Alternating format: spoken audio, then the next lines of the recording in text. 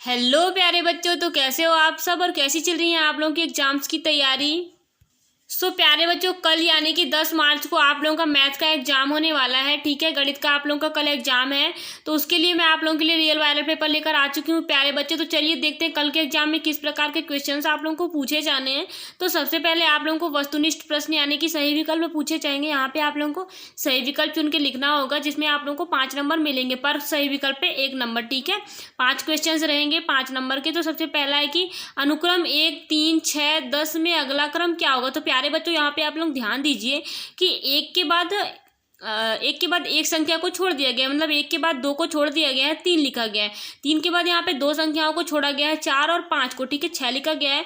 तो यहाँ पे 6 के बाद 3 संख्याओं को छोड़ दिया गया है, 6 के बाद 7, 8 और 9 को छोड़ दिया गया है, 10। तो यहाँ पे भी आप लोगों को 11, 12, 13 और 14 को छोड़ के आप लोग का करेक्ट हो जाएगा यहाँ पे 15। ठीक है, में अगला क्रम 15 होगा। तो यहाँ पे ऑप्शन भी दिया गया है 11, 14, 12, 15। तो आप लोग का करेक्ट हो जाएगा 15। ठीक है, क्वेश्चन नंबर 2 कुछ इस प्रकार का आएगा कि सामान्यतः किसी भी पेड़ की 2 टहनियों के बीच बनने वाला कोण होता है। तो आप लोगों को ऑप्शन दिया गया है समकोण, न्यून कोण, अधिक कोण, सरल कोण। तो किसी भी पेड़ की टहनियों के बीच जो कोण बनता है वो होता है न्यून कोण। ठीक है, ध्यान दीजिएगा। तीसरा है कि निम्नलिखित में से सबसे छोटी अभाज्य संख्या है। ठीक है, तो यहाँ पे भी आप लोगों को ऑप्शन दिया गया 0, 1, 3, 2। तो सबसे छोटी जो अभाज्य संख्या होगी वो होगी 2। ठीक है, चौथा है कि एक सरल कोण ऋजु कोण की माप होती है। तो एक सरल कोण मतलब ऋजु कोण की माप होती है 90 डिग्री, 180 डिग्री, 360 डिग्री, तो 0 डिग्री। तो आप लोगों का करेक्ट हो जाएगा 180 डिग्री। ठीक है, पांचवा है कि एक आयत का परिमाप ज्ञात कर सकते हैं यदि हमें दिया गया हो उसकी लंबाई, उसकी चौड़ाई, उसका क्षेत्रफल और कोई एक ऊंचाई। तो प्यारे बच्चों, यहाँ पे आप लोगों को उसकी लंबाई और उसकी चौड़ाई दोनों ही जरूरी होता है। ठीक है, देन आगे देखते हैं। यहाँ पे आप लोगों को रिक्त स्थान की पूर्ति करने के लिए दिया जाएगा। तो प्रश्न 6वां से लेकर 10वां तक। ठीक है, मतलब 6 से लेकर 10 तक। यहाँ पर भी आप लोगों को पर क्वेश्चन पे 1 नंबर मिलेंगे, यानी कि 5 नंबर। ठीक है, 5 क्वेश्चन है। तो 6वां है कि एक समकोण का मान। तो एक समकोण का मान, तो यहाँ पे आप लोग लिख लीजिएगा 90 अंश होता है। ठीक है, कितना होता है 90 अंश। 7वां है कि सबसे छोटी पूर्ण संख्या। तो जो सबसे छोटी पूर्ण संख्या होती है वो होती है 0। ठीक है, 8वां है कि आयत के प्रत्येक कोण की माप। तो आयत के प्रत्येक कोण की माप 90 अंश है। ठीक है, 9वां है कि वर्ग का क्षेत्रफल। तो वर्ग का क्षेत्रफल भुजा गुणित भुजा होता है, भुजा गुणित भुजा। ठीक है, और 10वां है कि जिस त्रिभुज की तीनों भुजाओं की लंबाई समान हो वह समबाहु त्रिभुज कहलाते हैं। क्या हो जाएगा, समबाहु त्रिभुज कहलाता है। ठीक है, जिस त्रिभुज की तीनों भुजाओं की लंबाई समान हो वह त्रिभुज समबाहु त्रिभुज कहलाता है। ठीक है, इस प्रकार से आप लोग कर लीजिएगा। आगे बढ़ते हैं। आगे आप लोगों को अति लघुत्तम प्रश्न पूछे जाएंगे क्वेश्चन नंबर 11 से लेकर क्वेश्चन नंबर 17 तक। ठीक है, तो यहाँ पे देखते हैं कि पहले क्वेश्चंस देख लीजिए, मैं आप लोगों को आंसर बता दूंगी। 11वां प्रश्न है कि प्रतिच्छेदी रेखाएं किसे कहते हैं। ठीक है, 12वां है कि 5 अंकों की 2 संख्याओं को घटाकर 5 अंकों की संख्या प्राप्त कीजिए। 13वें क्वेश्चन में पूछा गया कि शीतल ने एक कागज पर 2 बिंदु अंकित किए, वह उन बिंदुओं से गुजरती हुई कितनी रेखाएं बना सकती है।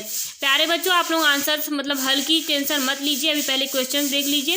जैसे ही क्वेश्चन खत्म होता है वैसे मैं आप लोगों को सारे करेक्ट आंसर बता दूंगी, जो कि कल के एग्जाम को आप लोगों को बोर्ड कॉपी में लिखना है। ठीक है, 14 नंबर क्वेश्चन पे क्वेश्चन पूछा गया कि कपड़ा काटते समय कैंची के दोनों ब्लेड के बीच कोण बंद कैंची से कम होता है या अधिक। ठीक है, तो इस क्वेश्चन का आंसर भी अभी बताऊंगी। 15वां है कि यदि एक त्रिभुज का परिमाप 55 सेंटीमीटर है और 2 भुजाओं की लंबाइयां क्रमशः 20 सेंटीमीटर और 14 सेंटीमीटर है, तो तीसरी भुजा की लंबाई ज्ञात कीजिए। ठीक है, एंड 16 नंबर पे पूछा गया कि 20 से छोटी सभी अभाज्य संख्याएं लिखिए। तो यहाँ पे 20 से छोटी जितनी भी अभाज्य संख्या होती है उनको लिखना है। एंड 17वां है कि 3, 4 और 9 का पहला सार्वगुणज लिखिए। तो यहाँ पे 3, 4 और 9 का पहला सार्वगुणज लिखना है आप लोगों को। ठीक है, तो प्यारे बच्चों, इन सारे क्वेश्चन के आंसर क्वेश्चन नंबर 11 से लेकर क्वेश्चन नंबर 17 तक के सारे हल आप लोग इस प्रकार से अच्छे से कर लीजिएगा। सारे मैंने अच्छे से बताए हैं, कल आपके बोर्ड एग्जाम में काम आने वाले हैं। ठीक है, इस प्रकार से आप हल कर लीजिए। चलिए आगे देखते हैं। आगे आप लोगों को लघुत्तर प्रश्न पूछे जाएंगे, प्रश्न नंबर 18 से लेकर प्रश्न नंबर 22 तक। ठीक है, प्रश्न 18वां है कि एक वर्ग का क्षेत्रफल 36 वर्ग मीटर सेंटीमीटर होता है, इसकी भुजा का माप क्या होगा। ठीक है, तो पहले क्वेश्चन देखते जाइए, फिर हाल बताऊंगी कैसे करना है।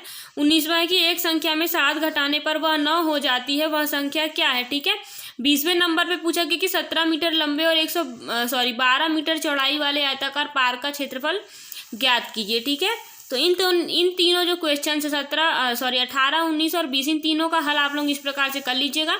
आगे देखते हैं 21वां क्वेश्चन है कि 1 दर्जन साबुन टिक्कियों का मूल्य 156 रुपये है, ऐसी ही 15 साबुन की टिक्कियों का मूल्य ज्ञात कीजिए। ठीक है, अब 22वां पूछा गया कि 5 अंकों की सबसे छोटी संख्या लिखकर इसका अभाज्य गुणनखंड ज्ञात कीजिए। तो क्वेश्चन नंबर 21 और क्वेश्चन नंबर 22, इन दोनों क्वेश्चंस के हल आप लोग इस प्रकार से कर लीजिएगा।